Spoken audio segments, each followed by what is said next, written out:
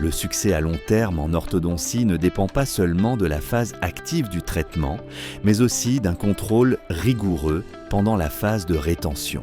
Dans le cas des aligneurs, ce suivi structuré permet d'identifier précocement les signes de récidive, d'évaluer l'adaptation du dispositif de rétention et de renforcer la coopération du patient. La phase initiale de suivi a lieu au cours des 3 premiers mois, pendant lesquels la stabilité dentaire et la bonne adaptation de la gouttière sont vérifiées.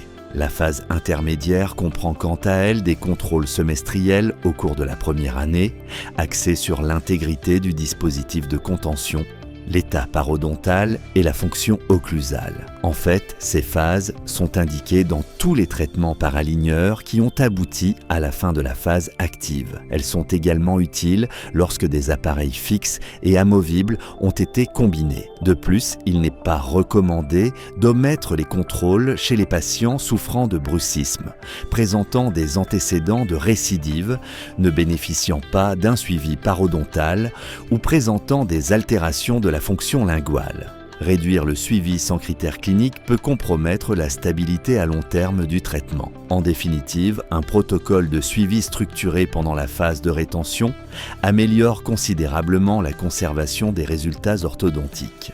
Grâce à des contrôles périodiques, à la surveillance des facteurs biomécaniques et à l'éducation continue du patient, la stabilité fonctionnelle et esthétique obtenue grâce à l'orthodontie invisible est renforcée